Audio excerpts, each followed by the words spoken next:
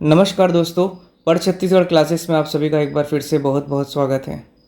दोस्तों, question paper की जो सीरीज़ चल रही थी, छत्तीसगढ़ में आए हुए जितने भी आपके एग्ज़ाम्स हैं, चाहे वो पीएससी लिया हो, व्यापम लिया हो, वन विभाग लिया हो, या आपका बिजली विभाग लिया हो, या पुलिस विभाग लिया हो, जितने भी आपके विभाग के एग्ज़ाम होते हैं व्यापम और पीएससी के माध्यम से, उसमें हम लोग क्या कर रहे हैं, एक प्लेलिस्ट बना दी हमारे चैनल पे, ताकि आप लोगों को पूरा डिस्क्रिप्शन, पूरा आपका सॉल्यूशन के साथ, डिस्क्रिप्शन के साथ हम वहाँ पर आप लोगों को उस क्वेश्चन पेपर का सॉल्यूशन देंगे।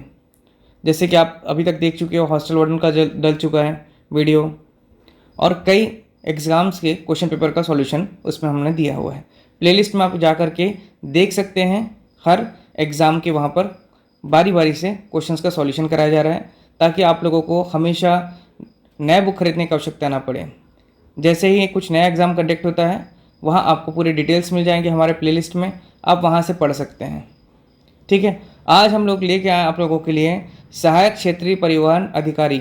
अभी वर्तमान में ARTO की पोस्टिंग हुई है, काफ़ी मित्र उसमें पोस्टेड हुए हैं अभी। और मैं आपको बताना चाहूँगा, ये एग्ज़ाम जो है CGPSC के द्वारा लिया गया था 2022 में।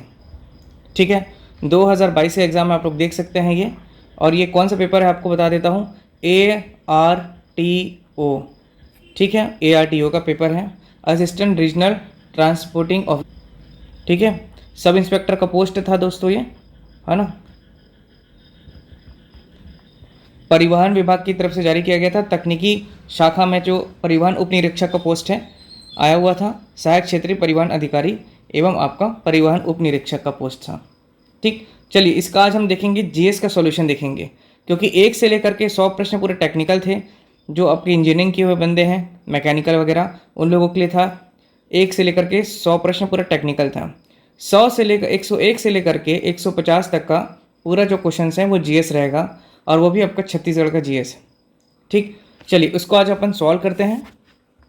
यदि दोस्तों आपने चैनल को अभी तक सब्सक्राइब नहीं किया है तो प्लीज़ चैनल को सब्सक्राइब कर लीजिए। इसमें हम लोग आप लोगों को निःशुल्क शिक्षा प्रदान कर रहे हैं, जिसमें अभी आप देख सकते हैं कि छत्तीसगढ़ की क्लासेस चल रही हैं। छत्तीसगढ़ का भूगोल का टॉपिक चल रहा है, कंप्लीट होने वाला है भूगोल भी। उसके बाद हमारा एक और क्लासेस चल रहा है आप लोगों के लिए, गणित का क्लासेस चल रहा है। गणित की पूरी निःशुल्क क्लासेस की सीरीज चल रही है। आप चाहें तो हमारे चैनल को सब्सक्राइब करके मैथ्स का हो गया, CG का हो गया, और GS हो गया, और लैंग्वेज हो गया, ये जो बेसिक सब्जेक्ट्स होते हैं उसकी तैयारी आप घर बैठे कर सकते हैं बिना पैसा दिए। अर्थात आप कभी भी कहीं भी बैठ करके पढ़ाई कर सकते हैं हमारे चैनल के माध्यम से। तो यदि आपने अभी तक हमारे चैनल को सब्सक्राइब नहीं किया है तो दोस्तों चैनल को सब्सक्राइब कीजिए। और जो व्यक्ति कोचिंग नहीं जा सकते या महंगे कोचिंग नहीं जा सकते, उन्हें भी हमारा वीडियो शेयर करिए। चलिए दोस्तों शुरुआत करते हैं। सबसे पहला प्रश्न है, रीना पाटा किस जनजाति से संबंधित है। प्रश्न है कि रीना पाटा किस जनजाति से संबंधित हैं। तो रीना पाटा एक नृत्य है। सबसे पहले आप समझिए कि रीना पाटा जो है नृत्य है, और यह है जो दंडामी माड़िया जनजाति है, जो दंडामी माड़िया बस्तर में निवास करती हैं। आपके मुड़िया, माड़िया, दंडामी माड़िया सब जनजाति हैं ये, है ना। तो वहाँ की जो जनजाति है वो रीना पाटा नृत्य करती हैं। और रीना पाटा जो है, याद रखेंगे, महिलाओं के द्वारा किया जाता है। किसके द्वारा? महिलाओं के द्वारा। जबकि सैला पाटा जो होता है वह पुरुषों के द्वारा किया जाता है नृत्य। ठीक है, ध्यान रखेंगे, रीना पाटा और सैला पाटा। रीना पाटा जो है आपका महिलाओं के द्वारा किया जाता है, जबकि सैला पाटा पुरुषों के द्वारा किया जाता है। और यह नृत्य जो है दंडामी माड़िया जनजाति से संबंधित है। ठीक है, चलिए नेक्स्ट प्रश्न देखते हैं दोस्तों। छत्तीसगढ़ राज्य की किस जनजाति को हरबोला भी कहा जाता है। तो आप सभी जानते हैं दोस्तों, हरबोला आपका बसदेवा जनजाति को भी कहा जाता है। तो इसका उत्तर क्या है? बसदेवा। नेक्स्ट है, ददरिया क्या है। ददरिया एक प्रेम गीत है। ददरिया क्या है? एक प्रेम गीत है। इसमें पुरुष और महिला दोनों मिल करके ये गायन करते हैं, और ये गीत जो है आपका धान की कटाई के दौरान किया जाता है। याद रखेंगे, महिला भी इसमें संलग्न है और पुरुष भी इसमें संलग्न है। ठीक है, महिला और पुरुष दोनों के द्वारा गाया जाता है। और धान की कटाई जब होती है, धान की कटाई के समय या किसी और अन्य समय पर भी ये गीत गाया जाता है। जैसे कि धान की कटाई हो गया, आपका महुआ बीनने चले गए। महुआ आप सभी जानते हैं दोस्तों, है ना। महुआ बीनते समय भी ये गाना गाते हैं। मतलब ये एक प्रकार का प्रेम गीत है और महिला और पुरुष दोनों इस गाना को गाते हैं। ठीक, याद रखेंगे। चलिए नेक्स्ट है, छुरी पहाड़ी की किस दिशा में महादेव पहाड़ है? छुरी की पहाड़ी कहाँ पर है आपका?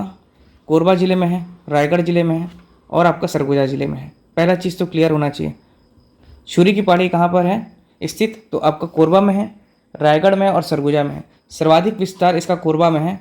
अभी हमने छत्तीसगढ़ की क्लास में प्राकृतिक प्रदेश में इसको हमने पढ़ा था, पूरा मैप के हिसाब से पढ़ा है कि छुरी पहाड़ी कहाँ है, चंवा ढाल की पहाड़ी कहाँ है, कुमार पहाड़ कहाँ है, दल्हा पहाड़ कहाँ है। सब चीज़ों को हमने मैप में पूरा समझ के पढ़ा है।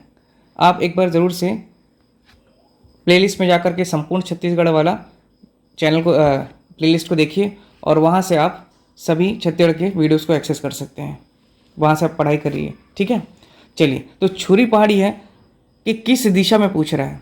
महादेव पहाड़ है, तो छुरी पहाड़ी के आपको याद रखना है उत्तर में ये छुरी की पहाड़ी है और यहाँ पर आपका क्या है? महादेव की पहाड़ी है।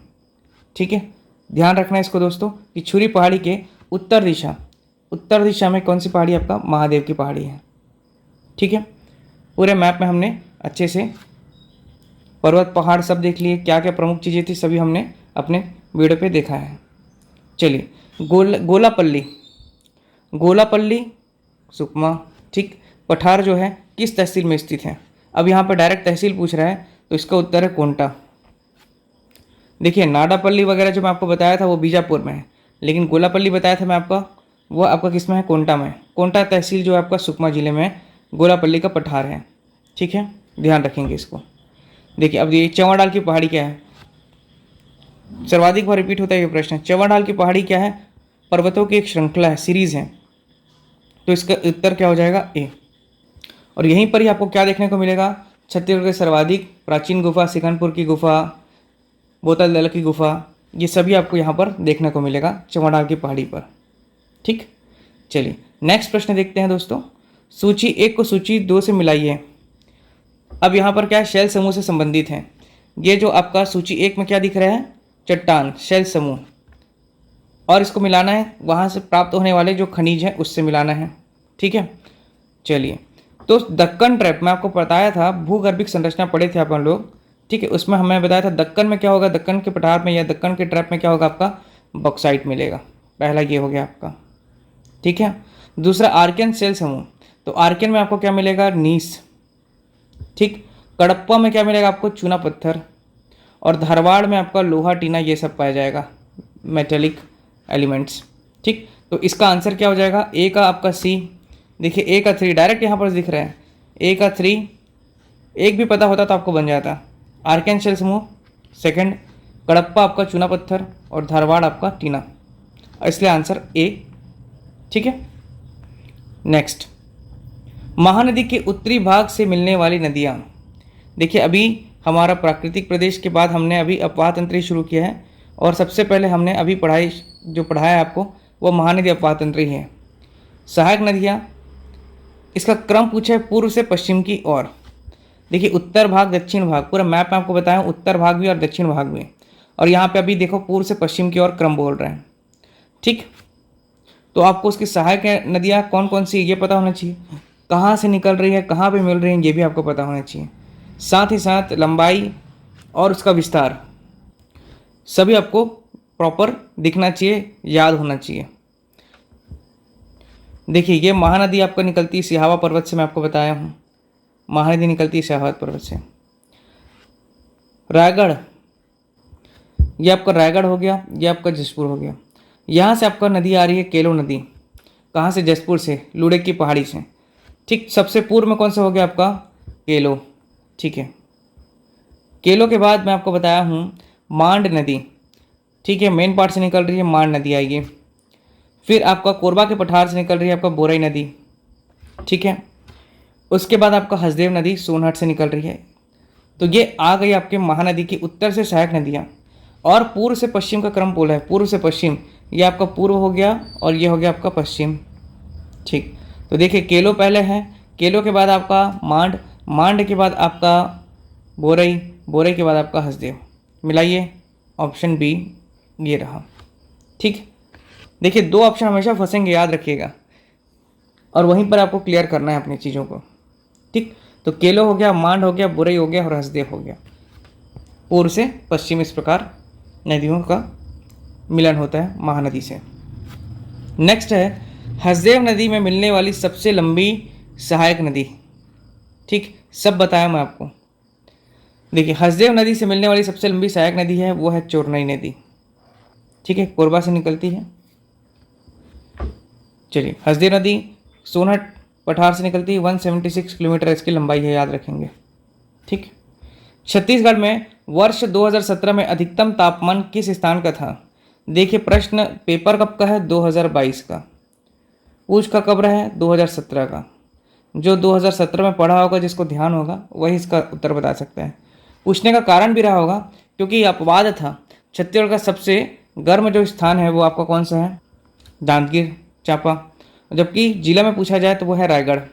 लेकिन इसका आंसर 2017 में क्या था आपका? बिलासपुर। ठीक, बिलासपुर उस समय सर्वाधिक गर्म स्थान था 2017 में। चलिए नेक्स्ट प्रश्न देखते हैं। रायगढ़ से गोंदिया रेल मार्ग, आप सभी जानते हैं कि रायगढ़ से गोंदिया रेल मार्ग, गोंदिया झारसुगड़ा इधर निकलते हैं उड़ीसा की ओर, है ना, टाटानगर। तो रायगढ़ से गोंदिया रेल मार्ग पर कौन सी नदी 2 बार पार करना पड़ता है? ठीक है, रायगढ़ से जब गोंदिया की ओर जाएंगे रेल मार्ग में तो कौन सी नदी को 2 बार पार करना पड़ता है? तो इसका उत्तर है शिवनाथ नदी। ठीक है, शिवनाथ नदी को 2 बार क्रॉस करना पड़ता है। ठीक, चलिए नेक्स्ट प्रश्न है दोस्तों।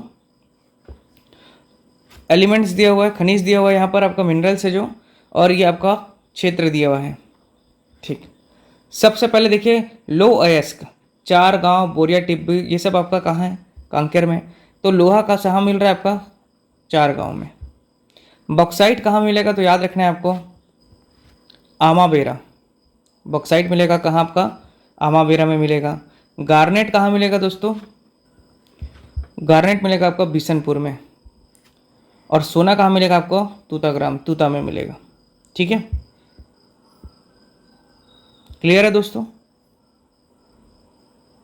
एक सेकेंड, थोड़ा सा इसको फिर से मिला लेते हैं, कन्फ्यूजन ना हो। लो अयस्क मिलेगा आपको कहाँ? 4 गांव में। बॉक्साइट मिलेगा आपको आमाबेरा। गार्नेट मिलेगा आपको बिशनपुर। और सोना मिलेगा आपको कहाँ? तूताग्राम में, तूता में। ठीक है, चलिए नेक्स्ट क्वेश्चन है दोस्तों। किस नदी को संस्कृत साहित्य में हिरणबाहु कहा गया था? किस नदी को? देखिए भूगोल से बहुत प्रश्न करता है छत्तीसगढ़ में। छत्तीसगढ़ के जितने भी एग्जाम्स होते हैं छत्तीसगढ़ में, छत्तीसगढ़ का भूगोल बहुत इंपॉर्टेंट है, बहुत बारीकी से पढ़ना पड़ता है। और हमारे जो वीडियोस हैं उसमें आपको 3-4 बुक्स का जो एक साथ कंटेंट बना करके आपको पढ़ाया जा रहा है। 3-4 बुक्स के जो आपके ऑथेंटिक्स बुक हैं उसका कंटेंट आप लोगों को दिया जा रहा है। तो आपके क्वेश्चंस कहीं भी नहीं छूटेंगे जब भी आप एग्ज़ाम देंगे। तो सब चीज़ें उस वीडियोस में बताया गया है। ये सब जितने भी प्रश्न कर रहे हैं एक बार आप चेक करिएगा वीडियोस को, ऑलरेडी इसमें हमने अच्छे से विस्तार से बताया हुआ है। चलिए, तो किस नदी को संस्कृत साहित्य में हिरणबाहु कहा गया है? तो याद रखेंगे सोन नदी। ठीक है, सोन नदी को संस्कृत साहित्य में हिरणबाहु कहा गया है। देखिए यदि आपने हिंदी अच्छे से पढ़ा होगा तो सोना को हिरण्य भी कहा जाता है, जात रूप भी कहा जाता है, कनक भी कहा जाता है, कंचन भी कहा जाता है। तो हिरण्य बाहु, यहाँ पर आप थोड़ा अपना लॉजिक लगाएंगे, अगर पढ़े भी ना हो तो सोन नदी मतलब सोना नदी, हिरण बाहु, इस प्रकार से अगर आप रिलेट करके भी बनाते तो बनेगा। ठीक है, चलिए नेक्स्ट प्रश्न है। मैं सभी प्रकार के लोगों के प्रति संविधान और विधि के अनुसार न्याय करूँगा। ठीक है, खाली स्थान बोल रहा है कि मैं सभी प्रकार के लोगों के प्रति, ठीक है, मैं सभी प्रकार के लोगों के प्रति संविधान और विधि के अनुसार न्याय करूँगा। ये किसके शपथ प्रारूप से संबंधित हैं? तो याद रखेंगे राज्य के जो मंत्री होते हैं वह जब शपथ लेते हैं तो उनका ये फॉर्मेट बना हुआ है कि वह सभी प्रकार के लोगों के प्रति संविधान और विधि के अनुसार न्याय करेंगे। ठीक है, ध्यान रखेंगे कौन? राज्य के मंत्री। चलिए नेक्स्ट क्वेश्चन देखते हैं दोस्तों। पंचायती राज संस्थानों के निर्वाचन के संचालन के लिए नियम बनाने का अधिकार किसके पास है या कौन करता है? ठीक है, नियम कौन बनाएगा? याद रखेंगे पंचायती राज संस्थानों के निर्वाचन के संचालन के लिए राज्य सरकार राज्य निर्वाचन आयोग के परामर्श पर करेगा। कौन? राज्य सरकार। ठीक है, निर्वाचन आयोग के सलाह पर करेगा, परामर्श पर करेगा, लेकिन करेगा कौन? राज्य सरकार। किसके सलाह पर करेगा? तो याद रखेंगे राज्य निर्वाचन आयोग, स्टेट इलेक्शन बोर्ड। ठीक है। नेक्स्ट है, यदि विधानसभा में अध्यक्ष और उपाध्यक्ष, यदि विधानसभा की बात हो रही है, ठीक है, अध्यक्ष और उपाध्यक्ष के पद रिक्त हो मतलब खाली हो, तो विधानसभा की बैठकों की अध्यक्षता कौन करेगा? तो इसका याद रखना, हमेशा राज्यपाल द्वारा नामांकित एक सदस्य नॉमिनेट करेगा। याद रखेंगे राज्यपाल, वही क्या करेगा? इसकी अध्यक्षता करेगा। यदि विधानसभा का पद रिक्त है, किसका? अध्यक्ष और उपाध्यक्ष दोनों अवेलेबल नहीं है, पद अगर खाली है, तो फिर वहाँ पे अध्यक्षता कौन करेगा उस सम्मेलन की? तो ऐसे स्थिति में याद रखेंगे हमेशा कि सम्मेलन की अध्यक्षता राज्यपाल के नॉमिनेशन के पर बेस्ड रहेगा। ठीक है, राज्यपाल का जो नॉमिनेशन करेगा, राज्यपाल जो नॉमिनेट करेगा जिस पर्सन को, वही उसकी क्या करेगा? अध्यक्षता करेगा। ठीक, चलिए, और याद रखेंगे जो सदस्य रहेंगे वो आपके विधानसभा के सदस्य ही रहेंगे। ठीक है, विधानसभा के सदस्य ही रहेंगे, मतलब कि विधायक लोग जो रहेंगे उनमें से किसी एक को बनाया जाएगा। संभवतः जो वरिष्ठतम रहता है उन्हीं को बनाया जाता है, लेकिन ये राज्यपाल के खुद नॉमिनेशन पर बनते हैं। ठीक है, चलिए नेक्स्ट है, उच्च न्यायालय के विषय में सही क्या है? ठीक है, सबसे पहला बात लिखा है, इसे मौलिक अधिकारों के संरक्षण के लिए लेख जारी करने का अधिकार है। मौलिक अधिकारों के संरक्षण के लिए लेख जारी करने का अधिकार है, बिल्कुल है, संविधान से संबंधित है। उच्च न्यायालय क्या करता है? मौलिक अधिकारों के संरक्षण के लिए लेख जारी कर सकता है, उसका अधिकार है पूरा। इसे अन्य विधिक अधिकारों के संरक्षण के लिए भी लेख जारी करने का अधिकार है, तो बिल्कुल कर सकता है। हाई कोर्ट के जो डिस्ट्रिक्ट जज होते हैं हाई कोर्ट के, उनका अधिकार है कि वो मौलिक अधिकारों के लिए संरक्षण के लिए लेख जारी कर सकते हैं। ठीक है, और साथ ही साथ अन्य विधिक अधिकारों के लिए भी, आपका संरक्षण के लिए भी रिट जारी कर सकते हैं। तो इसका आंसर क्या हो जाएगा? दोनों ही सही हैं। ठीक है, ऑप्शन सी इसका आंसर हो जाएगा। चलिए नेक्स्ट प्रश्न देखते हैं दोस्तों, जनपद पंचायत की स्थायी समितियों के विषय में सही क्या है? जनपद पंचायत की स्थायी समिति के विषय में सही क्या है? ठीक है, स्थायी समिति के विषय में पहला ये लिखा है कि जनपद पंचायत का अध्यक्ष सामान्य प्रशासन समिति का पदेन अध्यक्ष होता है। जनपद पंचायत का अध्यक्ष जो है सामान्य प्रशासन समिति का पदेन अध्यक्ष होता है, बिल्कुल सही बात है। ठीक है, इसके बाद याद रखना है, जनपद पंचायत का पदेन उपाध्यक्ष शिक्षा समिति का अध्यक्ष होता है, बिल्कुल सही बात है। जो जनपद पंचायत का कौन होगा? पदेन उपाध्यक्ष होता है, वो आपका शिक्षा समिति का क्या रहेगा? अध्यक्ष रहेगा। दोनों चीज़ क्लियर है। पहला वाला क्या लिखा था कि जनपद पंचायत का अध्यक्ष की बात हुआ था, तो वो सामान्य प्रशासन समिति का पदेन अध्यक्ष होगा, मतलब बाय डिफॉल्ट क्या होगा? वो अध्यक्ष होगा सामान्य प्रशासन समिति का। लेकिन यहाँ पर क्या बोल रहा है कि जो उपाध्यक्ष है, पदेन उपाध्यक्ष है, वो आपका शिक्षा समिति का अध्यक्ष होगा। ठीक, ये भी सही बात है। तीसरा बात लिखा है, कृषि और शिक्षा समिति के सदस्य जनपद पंचायत के अध्यक्ष द्वारा नामित किए जाते हैं, तो गलत बात है ये। अगला है, विधानसभा का सदस्य जो जनपद पंचायत का पदेन सदस्य होता है किन्हीं 3 समितियों का सदस्य हो सकता है, तो ये भी गलत है। ठीक है, केवल एक समिति का सदस्य होता है वो। चलिए, तो इसके हिसाब से ऑप्शन 1 ऑप्शन 2 सही है, मतलब कि ऑप्शन बी सही होगा। ठीक है, चलिए नेक्स्ट क्वेश्चन देखते हैं, यदि किसी जिले की जनसंख्या 25 लाख है, तो जिला पंचायत के लिए कितने निर्वाचन क्षेत्र होंगे? 35 लाख। ठीक है, कितने होंगे आपके? 35 होंगे। 25 लाख यदि वहाँ की जनसंख्या है, तो जिला पंचायत के लिए कितने निर्वाचन क्षेत्र होंगे? तो याद रखिएगा 35। ठीक है, चलिए नेक्स्ट देखते हैं दोस्तों। नेक्स्ट है, जनपद पंचायत का अध्यक्ष। देखिए क्वेश्चन कैसे आया है, आपका पूरा ग्राम पंचायत, जिला पंचायत, ठीक है, नगरीय निकाय से, जनपद पंचायत से, भूगोल से, इतिहास से। ठीक है, सही क्या? देखिए अगला प्रश्न है, जनपद पंचायत का अध्यक्ष ब्लॉक के एक निर्वाचन क्षेत्र का प्रतिनिधित्व करता है, बिल्कुल सही बात है। जनपद पंचायत का जो अध्यक्ष होता है वो ब्लॉक के एक निर्वाचन क्षेत्र का प्रतिनिधित्व करता है। दूसरा है, जनपद पंचायत का जो अध्यक्ष है वो जनपद पंचायत के निर्वाचित सदस्यों द्वारा चुना जाता है, ये भी बिल्कुल सही बात है। पहला भी सही है, दूसरा भी सही है। अगला है, जनपद पंचायत का अध्यक्ष सामान्य प्रशासन समिति का पदेन अध्यक्ष होता है, अभी हमने ठीक यहाँ पर पढ़ा, सामान्य प्रशासन का क्या होता है? पदेन अध्यक्ष होता है, मतलब ये भी पॉइंट आपका क्या है? सही है। नेक्स्ट है, जनपद पंचायत का अध्यक्ष जिला पंचायत का स्थायी समिति का पदेन सदस्य होता है, तो नहीं, जिला पंचायत का नहीं होता, याद रखेंगे। जनपद पंचायत का अध्यक्ष जिला पंचायत का स्थायी समिति का प्रतिनिधि सदस्य नहीं होता है। ठीक, तो इसके हिसाब से ऑप्शन कौन सा होगा आपका 1, 2, 3। ठीक है, चलिए नेक्स्ट क्वेश्चन देखिए दोस्तों। छत्तीसगढ़ पंचायती राज अधिनियम 1993 लागू होने के बाद किस अभिकरण को जिला पंचायत के विलीन कर दिया गया? तो याद रखेंगे इसको, वेरी इंपॉर्टेंट क्वेश्चन है। जिला ग्रामीण विकास अभिकरण, जिला ग्रामीण विकास अभिकरण। बाकी सब क्या है आपका? जिला विकास अभिकरण, जिला नगरीय विकास और जिला ग्रामीण कल्याण अभिकरण, ये सभी इसमें लागू नहीं किया गया, जबकि केवल जिला ग्रामीण विकास अभिकरण को क्या किया गया? विलीन कर दिया गया। ठीक है, इसलिए ऑप्शन कौन सा है? 1। नेक्स्ट है नगर पालिका परिषद के अध्यक्ष, नगर पालिका परिषद के जो अध्यक्ष होते हैं और उपाध्यक्ष की अनुपस्थिति में बैठक की अध्यक्षता कौन करता है? तो बैठक की अध्यक्षता कौन करता है? यदि अध्यक्ष और उपाध्यक्ष दोनों क्या है? प्रेजेंट नहीं है, तो उस समय निर्वाचित जो आपके पार्षद हैं द्वारा एक निर्वाचित किया गया सदस्य को नामांकित किया जाता है। मतलब जो वहाँ पे कुल पार्षद लोग हैं उन्हीं के बीच में एक सदस्य का चयन किया जाता है जो उसकी अध्यक्षता करेगा। ठीक है, तो इसका ऑप्शन हो जाएगा बी, निर्वाचित पार्षदों द्वारा निर्वाचित किया गया निर्वाचित सदस्य। अगला है सविनय अवज्ञा आंदोलन के समय रायपुर जिला काउंसिलिंग कब भंग की गई थी? भंग कब की गई थी ये पूछ रहा है। सविनय अवज्ञा आंदोलन 1930 में हुआ था। ठीक है, और उस समय बोल रहा है, प्रश्न किया है कि रायपुर जिला काउंसिल कब भंग की गई थी?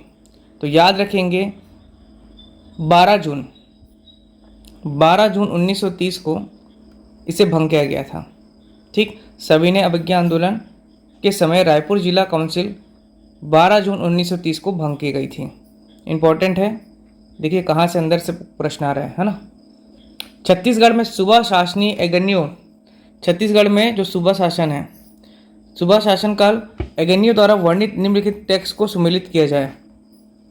ठीक, देखिए सेवई जो होता है, सेवई जो है आपका जुर्माना से क्या किया गया? प्राप्त किया गया रकम, सेवई। ठीक है, एक प्रकार का आपका कर है, टैक्स है। ठीक है, तो जो सेवई है वो आपका जुर्माने से प्राप्त किया गया, जबकि आपका मुकासा है वो ब्राह्मणों को दान में किया गया गांव है।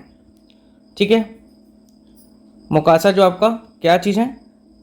टैक्स है, वो ब्राह्मणों को दान में किया गया दान है, गांव है। ठीक है, इसके बाद अगला जो महल है, महल जो है आपका खालसा ज़मीन पर टैक्स लगाया गया, उसका नाम क्या है? महल।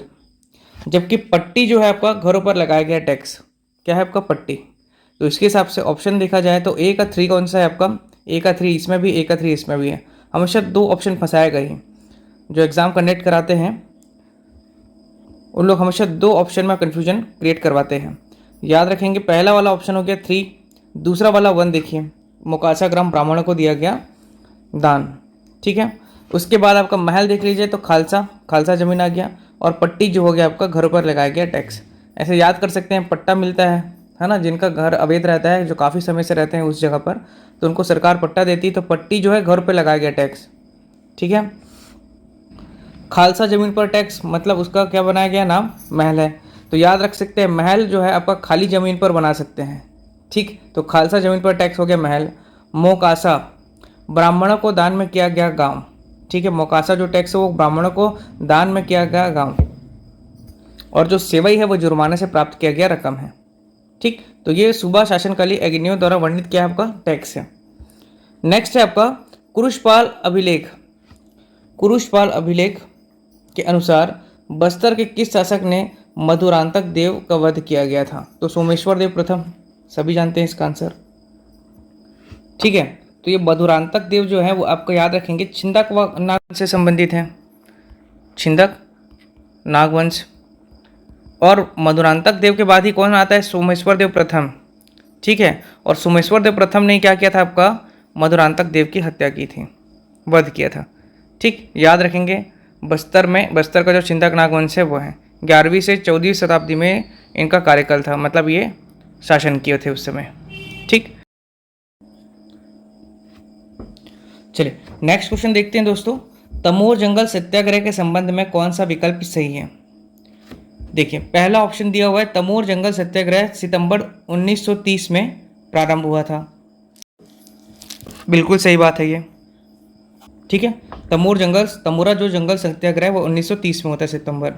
दूसरा है अरिमर्दन गिरी। अरिमर्दन गिरी इस आंदोलन के डिक्टेटर नियुक्त किए गए थे, तो गलत बात है ये।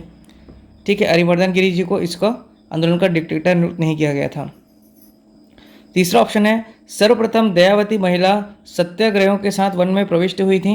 बिल्कुल सही बात है, पहला भी सही है, तीसरा भी सही है। ठीक है, दयावती महिला जो है वह आपका सत्याग्रहियों के साथ वन में प्रविष्ट हुई थी सर्वप्रथम। इसके बाद लास्ट है इस सत्याग्रह आंदोलन का नेतृत्व शंकर गनोदवाले तथा यतिन लाल जी किए थे। बिल्कुल सही है। तो पहला ऑप्शन, तीसरा ऑप्शन, चौथा ऑप्शन जिसमें रहेगा वो आपका सही रहेगा और ऑप्शन सी इसका सही आंसर है। ठीक है, याद रखेंगे अरिमर्दन गिरी इस आंदोलन के डिक्टेटर नहीं थे।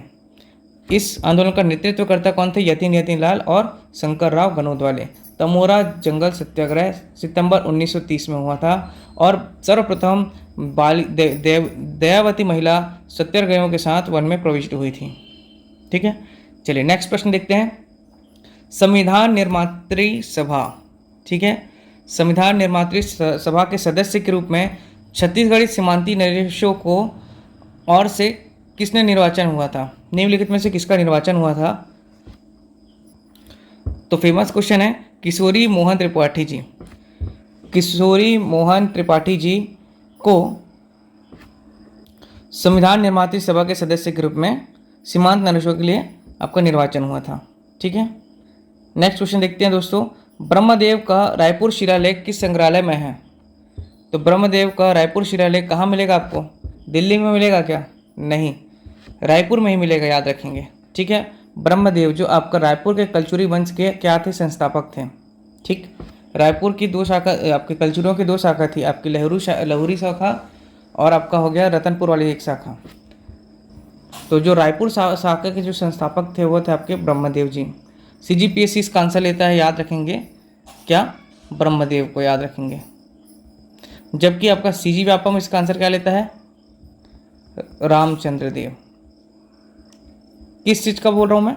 रायपुर के कलचुरियों के संस्थापक की बात कर रहा हूँ। ठीक है, वहीं आपका रतनपुर शाखा के जो कलचुरी के संस्थापक थे वो कलिंग राज थे। ठीक, चलिए अब आगे देखते हैं। छत्तीसगढ़ के बजट 2022 के अनुसार छत्तीसगढ़ में गन्ना खरीदी के लिए न्यूनतम समर्थन मूल्य क्या था? 2022 की बात हुई थी, 2022 का प्रश्न था। ठीक है, तो इसका उत्तर है 355 रुपये। तत्कालीन समय गन्ना का समर्थन रुपये कितना था? समर्थन मूल्य कितना था? तो 355। तो अब जब याद रखेंगे बदल गया है, लेटेस्ट 2024-25 का आंकड़ा आपको देख करके जाना है। ठीक, नेक्स्ट प्रश्न है मार्च 2021 की स्थिति में छत्तीसगढ़ का कुल ऋण भार राज्य की GDP के कितना प्रतिशत था? कब का पूछ रहा है? मार्च 2021 का पूछ रहा है। ठीक है, तो याद रखेंगे 22%। ठीक है, कितना था ऋण भार का GDP की तुलना में? तो 22% था। नेक्स्ट है उत्थान योजना से आया हुआ प्रश्न। सबसे पहले देखेंगे सुजाला। सुजाला जो है आपका सूरज से संबंधित है, सौर उजाला।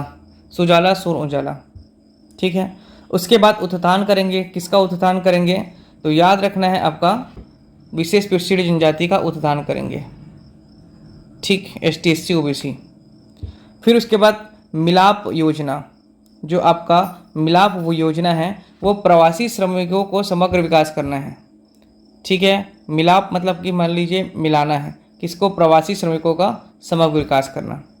और लास्ट है मितान योजना। आप सभी जानते हैं, इसका सभी लोग अभी लाभ उठा रहे हैं। प्रमाण पत्रों की घर पहुंच सेवा, चाहे आप वोटर ID बनवाएं, चाहे आप लाइसेंस बनवाएं, ठीक है, चाहे आप राशन कार्ड बनवाएं, सभी ये जो प्रमाण पत्रों को घर पहुंच सेवा दिया जा रहा है, चाहे आप अपना शादी का रजिस्ट्रेशन सर्टिफिकेट क्यों ना बनवाएं, सभी चीज़ों के लिए मितान योजना में आप जा करके आवेदन करिए और घर पहुंच सेवा आपको दिया जाएगा प्रमाण पत्र। नेक्स्ट है बूटा कटाई त्योहार। बूटा कटाई त्योहार किससे संबंधित है? A साल बीज, B लाख संग्रह है, C आपका हो गया तेंदुपत्ता और D जो है आपका याद रखेंगे महुआ संग्रहण। तो याद रखेंगे बूटा कटाई जो है आपका तेंदुपत्ता संग्रहण से संबंधित है। बूटा कटाई किससे है? आपका तेंदुपत्ता संग्रहण से। नेक्स्ट है गोधन न्याय योजना के बारे में कौन सा कथन सही है। देखिए, गोधन न्याय योजना के बारे में कौन सा कथन सही है, प्रश्न ये किया है। तो केवल राज्य के पशुपालक ही पात्र होंगे, तो बिल्कुल सही बात है। राज्य के बाहर के पशुपालक पात्र थोड़ी ना होंगे, हमारे राज्य के भीतर के ही जो पशुपालक हैं वो पात्र होंगे। तीसरा ऑप्शन राज्य के भीतर और बाहर के सभी पशुपालक, गलत। राज्य के बाहर के पशुपालक, ये भी गलत। तो पहला ऑप्शन सही है, केवल राज्य के पशुपालक ही पात्र होंगे गोधन न्याय योजना। ठीक है, 2020 में शुरू किया गया था कांग्रेस के सरकार के समय। अगला प्रश्न है महात्मा गांधी औद्योगिक पार्क। ठीक है, महात्मा गांधी औद्योगिक पार्क जो बनाया गया था, ठीक है, ये किससे संबंधित है ये पूछा जा रहा है। तो इसका उत्तर है गोठान से। ठीक है, गोठान से। आप लोग बताएंगे दोस्तों कमेंट में, गोठान जो ये योजना लाया गया था महात्मा गांधी औद्योगिक पार्क, उसे कितना लाभ हो रहा है, कितने किसानों को लाभ हो रहा है, आप बताइएगा। क्या ये योजना लाया गया था वो लाभदायी था कि नहीं था। ठीक है, नेक्स्ट है कालिदास रचित मेघदूतम। कालिदास रचित मेघदूतम का छत्तीसगढ़ी भाषा में अनुवाद मुकुटधर पांडे। फेमस क्वेश्चन, बार बार पूछा गया प्रश्न है। ठीक है, तो मुकुटधर पांडे जी को याद रखेंगे, उन्होंने मेघदूतम की आपका अनुवाद किया गया था छत्तीसगढ़ी भाषा में। ठीक है, किसके द्वारा लिखा गया है आपका मेघदूतम, तो कालिदास जी के द्वारा। नेक्स्ट, छत्तीसगढ़ में 13वीं शताब्दी में स्त्रियों को वैष्णव मत की दीक्षा किसने दी थी। छत्तीसगढ़ में 13वीं शताब्दी में, तो इसका आंसर स्टार मार्क कर लीजिए। पीएससी ने इसका आंसर विलोपित कर दिया था। ठीक है, क्या किया गया, विलोपित। ठीक, नेक्स्ट है छत्तीसगढ़ के किस साहित्यकार ने कपटी मुनि नाटक की रचना करी। कपटी मुनि नाटक की रचना किया था आपका अनंतराम पांडे। ठीक है, अनंतराम पांडे जी ने क्या किया था, कपटी मुनि नाटक की रचना की थी इन्होंने। ठीक है दोस्तों, याद रखेंगे कपटी मुनि। कपटी मुनि मतलब कपटी मन का नाटक जो किया था वो अनंतराम पांडे ने किया था। नेक्स्ट क्वेश्चन देखते हैं दोस्तों, छत्तीसगढ़ में गम्मत एवं नाचा जैसे लोक नाट्यों का प्रारंभ किस शासनकाल में हुआ था, तो मराठा काल में हुआ था। ठीक है, मराठा काल में आपका गम्मत और नाचा लोक नाट्य प्रारंभ हुआ था। ठीक, नेक्स्ट देखते हैं दोस्तों, छत्तीसगढ़ में राहुल साहू बहुत फेमस व्यक्ति हो गए। राहुल साहू का नाम चर्चा में क्यों था, तो याद रखेंगे जांजगीर चांपा जिले में बोरवेल में ये गिर गए थे। ठीक है, बोरवेल में गिरे थे, इसलिए इनको याद रखना है कि राहुल साहू इनका नाम है। नेक्स्ट है छत्तीसगढ़ के लोकनाट्य किस प्रारूप में विदूषक जोक्कड़ की भूमिका निभाते हैं। मतलब किस लोकनाट्य में जोक्कड़ अर्थात विदूषक की भूमिका महत्वपूर्ण होती है, तो गम्मत में होती है बिल्कुल, और नाचा में भी होती है, इसलिए इसका आंसर होगा दोनों, ए और बी। गम्मत में भी विदूषक और नाचा में भी विदूषक जोक्कड़ की भूमिका बहुत महत्वपूर्ण होती है। आप लोग भी जाइएगा गम्मत देखने दोस्तों। ठीक है, गांव में होता है अभी भी। नेक्स्ट है सिहावा जिला धमतरी में श्रृंगी ऋषि का मेला माघ पूर्णिमा में लगता है। कब लगता है, माघ पूर्णिमा में, याद रखिएगा, पूछता है हमेशा। नेक्स्ट है छत्तीसगढ़ वित्त वर्ष 2021-22 के स्थिर कीमतों पर राज्य की कृषि क्षेत्र में कितने प्रतिशत की वृद्धि अनुमानित है। तत्कालीन समय 2021-22 का पूछ रहा है, तो उस समय आपका 3.88% कृषि क्षेत्र में वृद्धि के अनुमान था। ठीक है, इसके बाद नेक्स्ट देखते हैं 143, छत्तीसगढ़ राज्य की प्रति व्यक्ति आय प्रचलित 2021-22 के लिए कितनी थी उस समय, तो याद रखेंगे 1,18,401। 1,18,401 क्या था उस समय, प्रति व्यक्ति आय प्रचलित कीमतों पर थी। नेक्स्ट है वर्ष 2021-22 में स्थिर भाव पर छत्तीसगढ़ औद्योगिक क्षेत्र में कितने प्रतिशत की वृद्धि हुई। किसमें, औद्योगिक क्षेत्र की बात कर रहे हैं। ठीक है, इंपॉर्टेंट है, पूछता है प्रश्न, तो याद रखेंगे इसका आंसर है आपका 15.44। 2021-22 का बात है, आप 2024-25 का पढ़ के जाइएगा यदि आपका वर्तमान में एग्जाम हो 2025 में। तो नेक्स्ट है छत्तीसगढ़ की अर्थव्यवस्था के किस क्षेत्र में वित्तीय वर्ष 2020-21 में धनात्मक वृद्धि हुई है। ठीक है, धनात्मक वृद्धि किस में हुआ था, तो कृषि क्षेत्र में ही हुआ था 2020-21 में। ठीक, उसके बाद नेक्स्ट है आपका, याद रखेंगे centre for monitoring Indian economic द्वारा जारी आंकड़ों के अनुसार अप्रैल 2022 में छत्तीसगढ़ के बेरोजगारी दर, बहुत अच्छा मजाक था ये, कितना था आपका, तो 0.6%, 0.6%, 1% भी नहीं है आपकी बेरोजगारी, 0.6% का आंकड़ा जारी किया गया था 2022 में। और वर्तमान में भी और बहुत लचर व्यवस्था हो गई है अभी। ठीक है, चलिए, छत्तीसगढ़ सरकार ने राम वन गमन पथ के अंतर्गत कितने स्थानों को चिन्हित किया गया था? तो याद रखेंगे, इसका आंसर है 75। ठीक, नेक्स्ट है दोस्तों छत्तीसगढ़ी महतारी दुलार योजना। छत्तीसगढ़ी महतारी वंदन योजना नहीं है, महतारी दुलार योजना। ठीक है, महतारी वंदन योजना को भी आपको पढ़ के जाना है, कब से लागू हुआ, कब से जारी किया गया, कितना राशि मिलता है, ये सभी चीज़ों को देखना है और कितना अभी उस पर खर्च हो चुका है। यहाँ पर प्रश्न है छत्तीसगढ़ी महतारी दुलार योजना का संबंध किससे है? तो याद रखेंगे, इसका आंसर है कोविड-19 के कारण अनाथ हुए जो बच्चे थे उनके लिए ये योजना लाया गया था। ठीक है, और उनको निःशुल्क शिक्षा, साथ ही साथ उनके खान पान की व्यवस्था और उनके लिए रहने की सुविधा बनाया गया था छत्तीसगढ़ी महतारी दुलार योजना के अंतर्गत। ठीक, कोविड-19 के कारण अनाथ हुए बच्चे, याद रखेंगे। नेक्स्ट क्वेश्चन है कौशल्या मातृत्व योजना। कौशल्या मातृत्व योजना के अंतर्गत दूसरी बेटी पैदा करने पर माताओं को कितना धनराशि दिया जा रहा है? तो याद रखेंगे 5,000 रुपये दूसरी बेटी पर दिया जा रहा है। ठीक है, नेक्स्ट है छत्तीसगढ़ शासक बिम्बाजी भोसले, मराठा शासक बिम्बाजी भोसले की मृत्यु कब हुई थी? डायरेक्ट डेट पूछ रहे, देखिए, तो 7 दिसंबर 1787 में। ठीक है, 1787, 7 दिसंबर 1787 को याद रखेंगे, इनका अंतकाल हुआ था उस समय। ठीक है दोस्तों, तो ये था आपके कुल 50 प्रश्न छत्तीसगढ़ जीएस के ARTO का पेपर, राज्य परिवहन विभाग का जो पेपर हुआ था सब इंस्पेक्टर के लिए, उसका। ठीक है, यदि आप लोगों को कोई डाउट हो तो आप पूछ सकते हैं दोस्तों। नेक्स्ट वीडियो में हम मिलेंगे एक नए प्रश्न पत्र के साथ और उसे अपन सॉल्व करेंगे। ठीक है, उम्मीद करता हूँ दोस्तों आपको वीडियो अच्छा लगा होगा। यदि वीडियो अच्छा लगे तो प्लीज़ चैनल को लाइक करें, सब्सक्राइब करें और अधिक से अधिक लोगों तक ये वीडियो हमारा पहुँचाइए, ताकि वो भी निःशुल्क शिक्षा का, निःशुल्क कोचिंग का लाभ उठा सकें। मिलते हैं नेक्स्ट वीडियो में। धन्यवाद दोस्तों।